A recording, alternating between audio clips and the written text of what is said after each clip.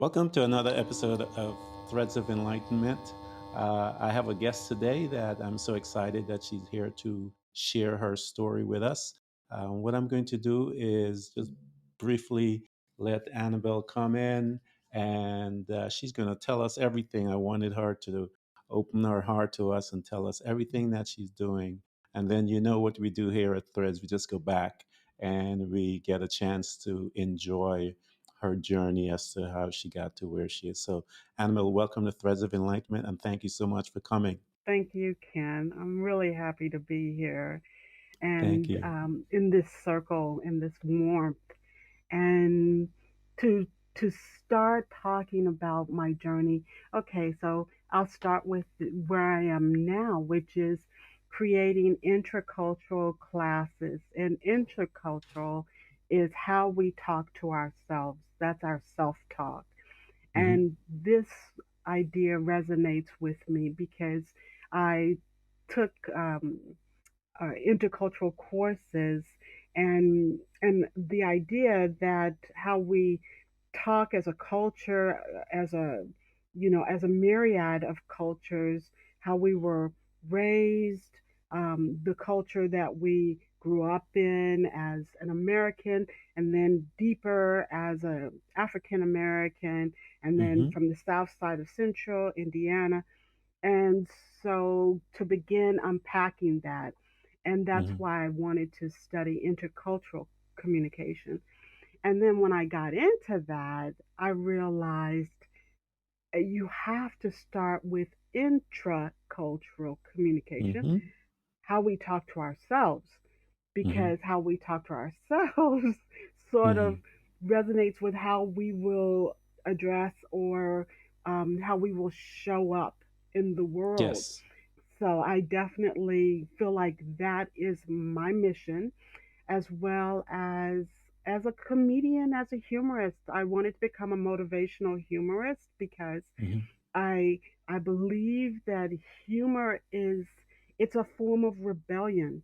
If you can Hmm. laugh at your circumstances, if you can make light of yourself and not take yourself so seriously, Hmm. then you have sort of a secret weapon that will Yes. help you with positivity. Yes. Yes. Absolutely. And one of my favorite sayings is from Voltaire. It said that heaven has given us two things to counterbalance the many miseries of life, and Hmm. that is hope and Hmm. sleep. And Hmm. Voltaire added to that laughter. Hmm. So Hmm. those are the three things that no matter what our circumstances, we are privy to. We have those things also that we can lean on, or get a reprieve from what Yes. we're going through. Hmm. And so I became in 2018, I believe, I started my journey as motivational humorist. I started with stand up comedy. I decided Hmm. to become a stand up comedian, Hmm. and I really wanted, as I said, to use humor because I don't feel we use it enough. A child laughs something like 100 times a day, and Wow. the average human, or excuse me, Hmm. the average adult laughs maybe 2 times a month, or 2 or 3 Wow. times a month. Yeah, so we really sort of dig down and become very even if we're being introspective, we may not have the right path yet. Um, Yes. if we're being critical, like if our Yes. introspection is just beating ourselves down, then we're Yes. not using it as well as we could. Yeah.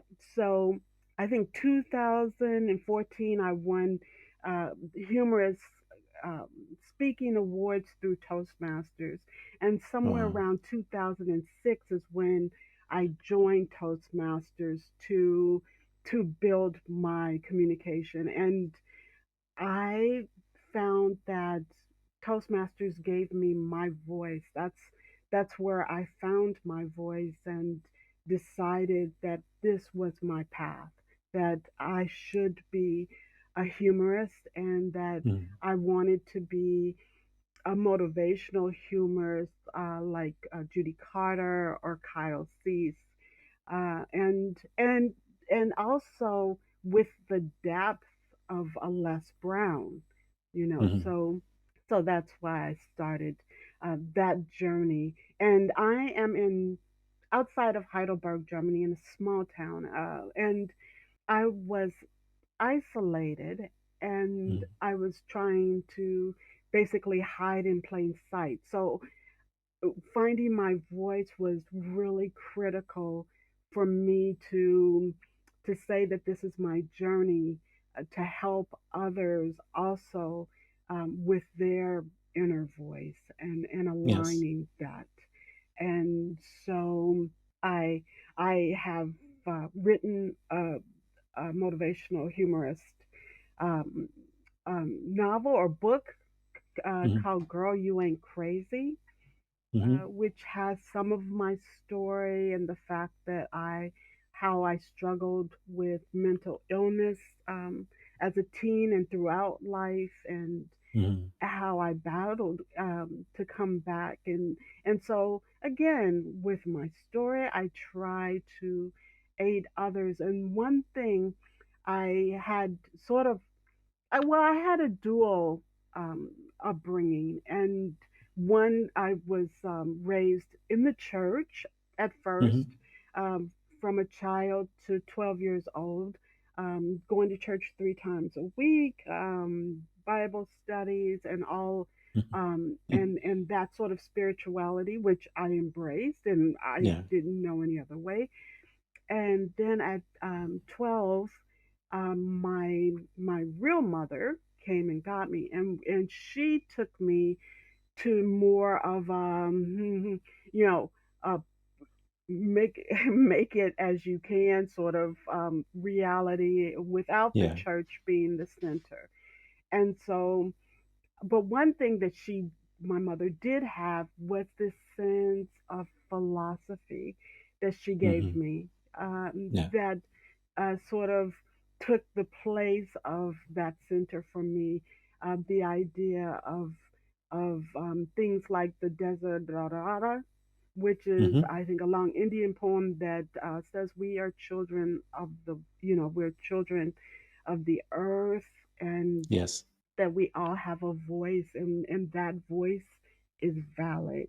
And Yes. so, yeah, so I had those two dichotomous upbringings, and I was able to finally reconcile them and come up with my own spirituality as far as um, believing in in the universe and the greatness that I will never be able to comprehend, and Yes.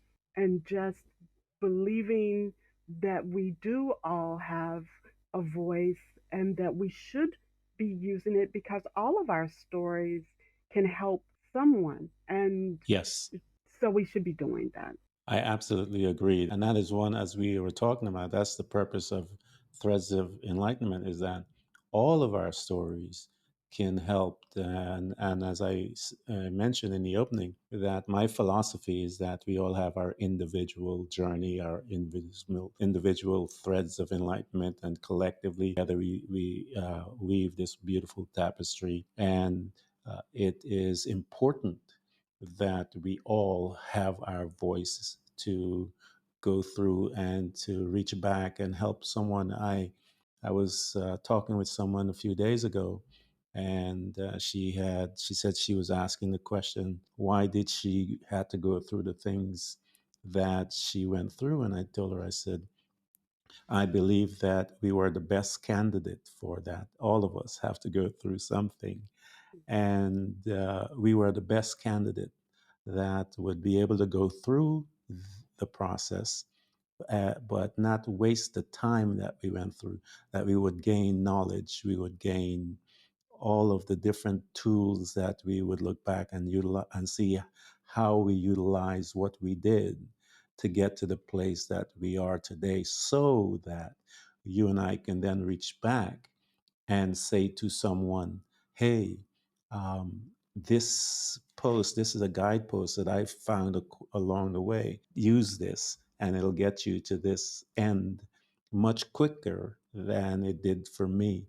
So I love the fact that you're using this terminology of finding your voice, because I think that is so important. A lot of people are afraid to find their voice, so because of whatever it is, whether it's family putting pressure on them, society putting pressure on them not to speak up in a way. I remember when they used to say, to be seen and not heard.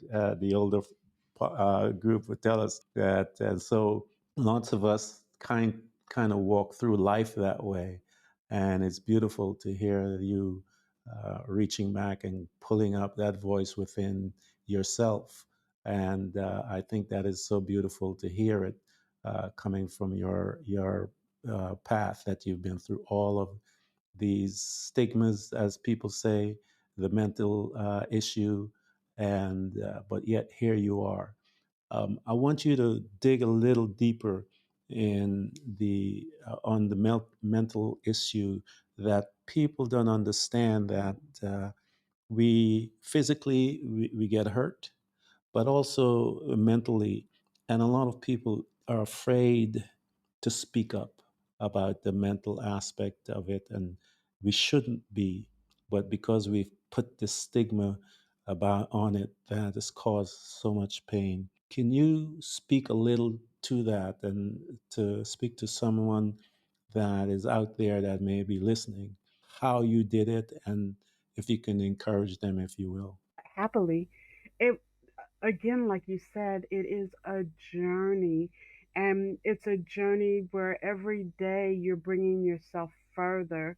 Uh, It's I don't believe you can disengage from that. And what I like to Hmm. tell people sometimes is it's like having a physical challenge. People can see that readily, Hmm. and then they adjust how they Yeah. treat you. They try to support you, because they can see it, and they can Hmm. see that it's a lifetime challenge. Hmm. Unless and it's something that isn't.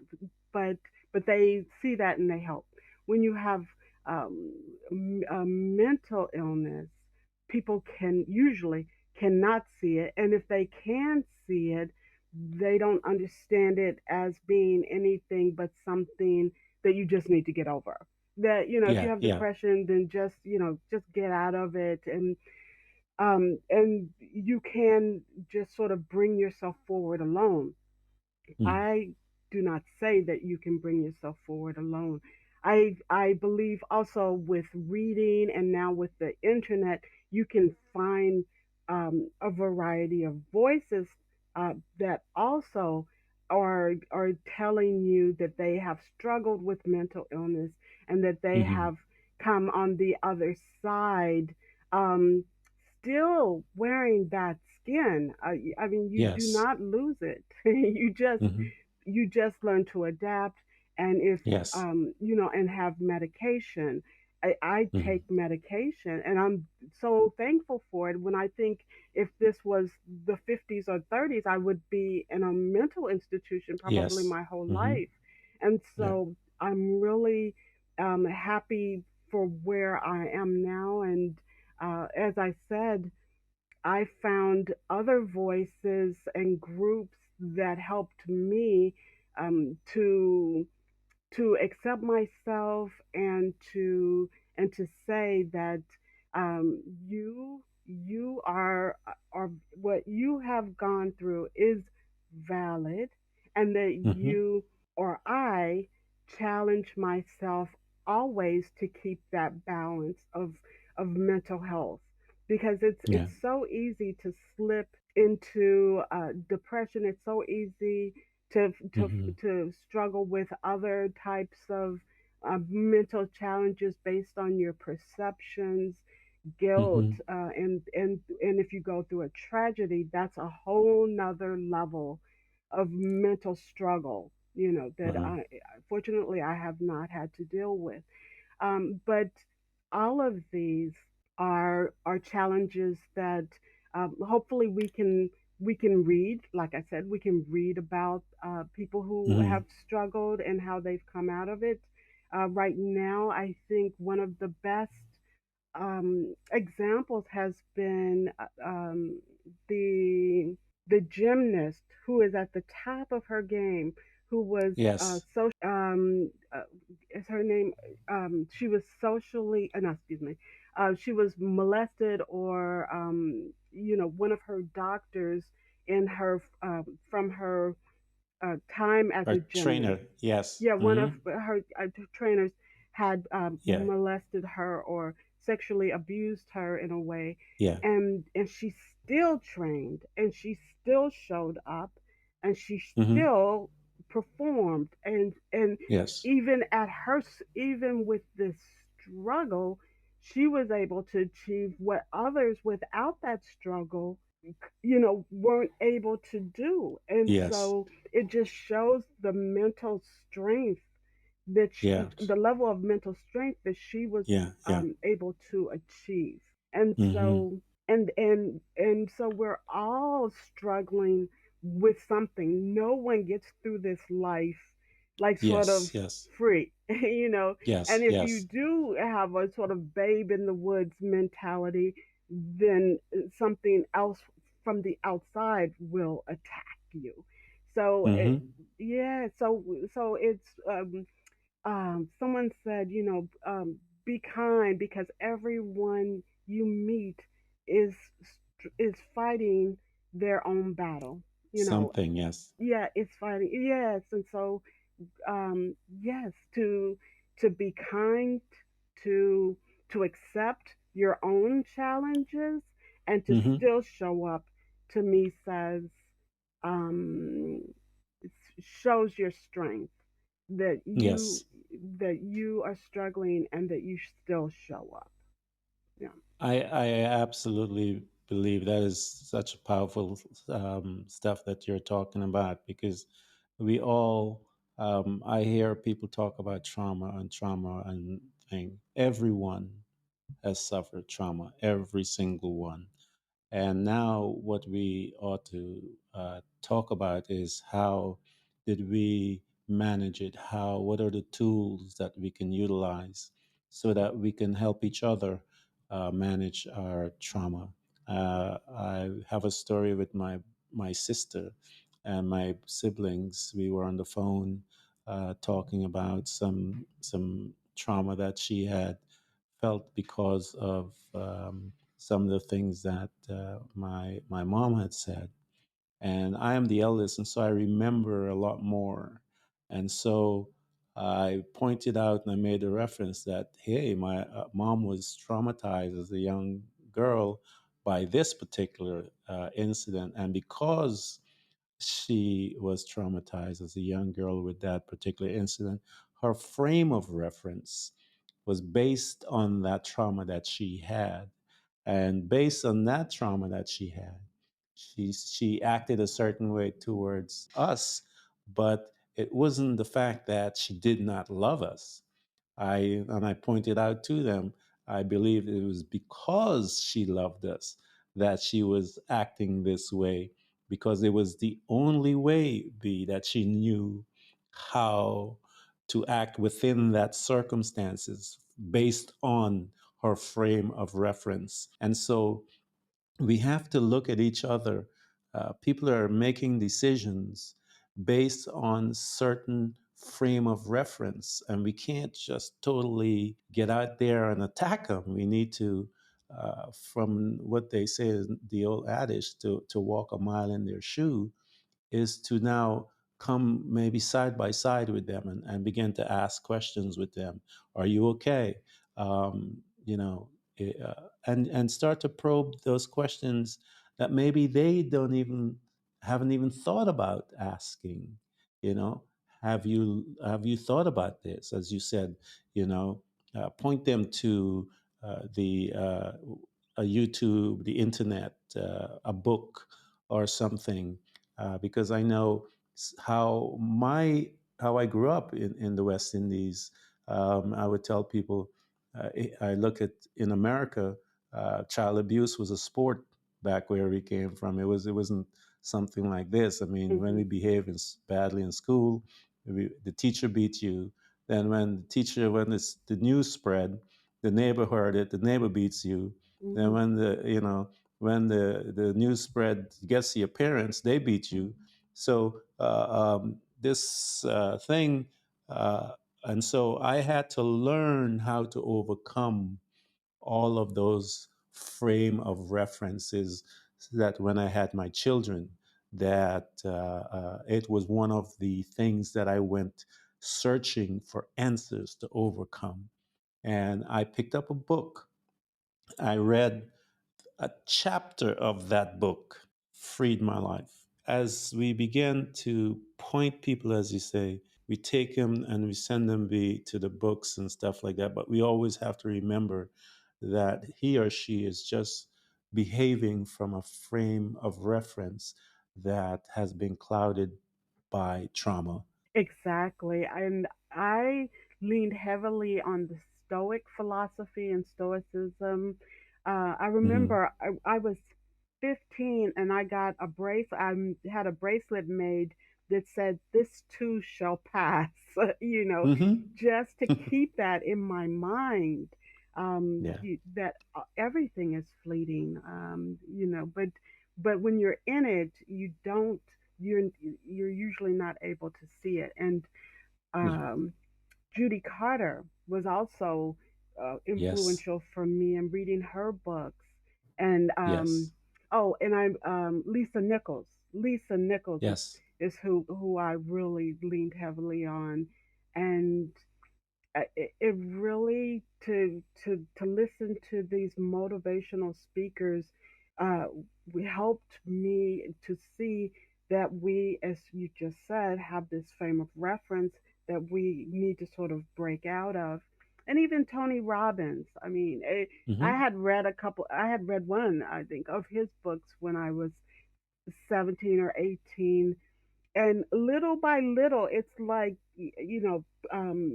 droplets going into a creek. It's like, oh, you can Yes. do this. Oh, even Yeah. somebody like me, even someone who was raised in a foster home, or even someone like Hmm. me who came from a family of 8 in the inner city, um, who had for a reference, lack, that there will Yeah. not be enough, that Hmm. you have to sort of hoard anything, love, attention, money, Yeah. food, and to move to an idea that to come from abundance, and to know that there will always be enough if you let it flow, if you let love and these things flow through you, instead of like tightly trying to hold on to this Hmm. little thing you have when there is actually Yes. so much. And it was a learning process, a constant learning process, but also revelatory, and sort of illuminating, and really Yes. changed my life. It really changed my life. Yeah. And It's a form of an adventure. I tell people as we begin to learn about ourselves. It's scary, but it's this expectation of what's next, and but you don't have.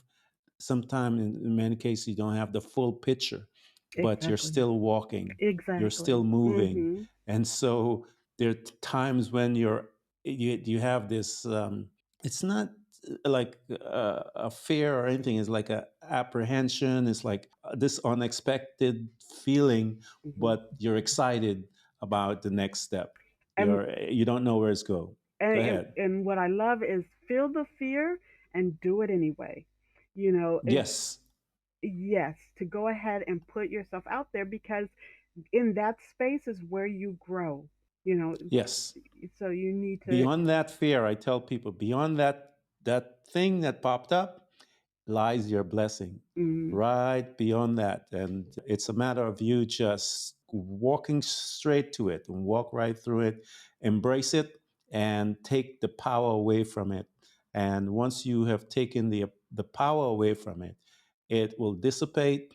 And it's not that it disappears, Mm-mm. it dissipates. It'll come back, but it is not as powerful as it once was, where you were crippled by that thought that manifested. But because you have embraced it, when it comes back, the that power, that fear, that where you're shaking or whatever, that thing is gone, and you look at it and you go, "Wow, oh," and you just keep moving. And so Mhm. I love when you get to that place because everything becomes like even more new. Mhm. And I remember when I was 13, I read Amelia Earhart's poem, "Courage Hmm. is the price life exacts for granting peace. The soul that knows Hmm. it not knows no release." You know, Hmm. and the coward dies a thousand deaths, the brave man That's only one. You know, yes. and I live by those. Nice, nice. That's some powerful words that she spoke there, because it is so true when you understand those words. I love your story of how you walked through and where you are today, and looking back, and you get the background. The background from church as well, from your mother, and you could see from listening and talking to you that both aspects of that is a part of you, and it's beautiful to get a chance to have this conversation. To actually, if you listen closely, you could hear the both of the two married together, and thus become you. So I love that, because I tell people, don't forget those lessons that you have. Most of us have grown up in church. Don't forget those principles, because when you take away religion out of it, the principles are what is more important. Because once you get a chance to digest and manifest and learn about those principles, it will propel you a certain way. But we kind of corrode the power of the principles by labeling it religion. So I love as you speak, you could really truly hear that, and I love that combination that you have. Thank you. Thank you. So today, as far as the things that you're doing today, here is this girl, this journey that has happened. You've dealt with some of the issues that we has presented in your life, and you are now standing here, this strong motivational speaker. So, as you are today, as I'm going to ask you to put on this motivational speaker's hat, and with a combination of that humorous hat as well, to talk to us. Here we are, we your audience. We have presented to you. You are doing your presentation, because there are people out there, as they're listening to this podcast. You are actually doing your presentation to this audience, as I mentioned to you, across the world, all the countries that we're in and cities. And so, how would you motivate us to talk to us about getting to the next level in our lives, not to let some of the things that we talked about hold us down. Speak to us in that format, as far as that aspect of one that is a motivational speaker, and encourage the listeners where you are today. One of the first things I say is don't leave your can on the shelf. And your can is I can. And Mhm. to take that and to move forward. I believe in courage, creativity, and communication, and using Mhm. those tools to get you further, because those three are within you. They're within all of us. Mhm. And courage is different from bravery. Bravery means you feel no fear. Courage means Mhm. that you feel the fear and move past it and move and get yourself to the other side. So Hmm. I believe also that you can mess up and that that's okay. One of my Hmm. favorite books is I Hope I Screwed This Up by Cal Cease. Because we get sort of stuck in perfectionism and believing that Yes. we have to make it perfect, you know. Yes. And what I want you to believe is that you are the right person for your assignment. Whatever you Hmm. decide that is in life for you to do, you are the right person for that. And all you have to Hmm. do is show up. Show up Hmm. and things will happen. So Hmm. believe that. Really believe that. Normality is a paved road. It's comfortable to walk, but no flowers grow on it. So don't get stuck believing you have to act, be anything, be creative, build your own Hmm. journey, and Hmm. enjoy it because we're all here only for a short while. So just enjoy Yes. the ride. Excellent. That's beautiful advice. And I want to thank you so much, B, for coming by and spending such precious time with us here at Threads of Enlightenment.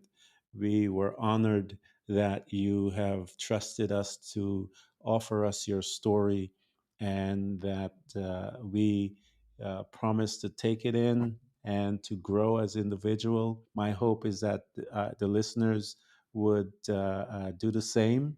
I also ask that you go at B's site. I'm going to provide all of that information for you guys. Find her, get into her space so that she can give you the tools that are necessary to help you to the next level. And if it's classes she has online, and she mentioned about the book, grab it. And you guys have heard me talk about it before. When you read a book, is that you're having a private session with that writer.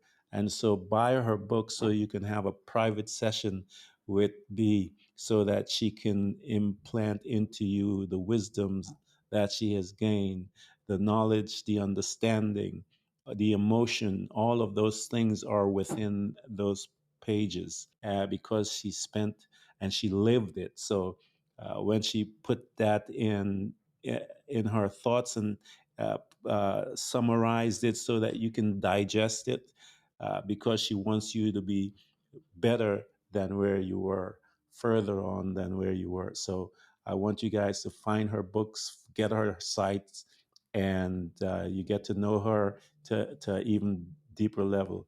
B, I want to thank you so much for stopping by here at Threads of Enlightenment, and we look forward to hearing more of your story. And I intend to call you up and invite you even more so to this podcast so we can get a chance to chat again. Great. I look forward to it, Ken. Thank you, and thank everyone that's out there.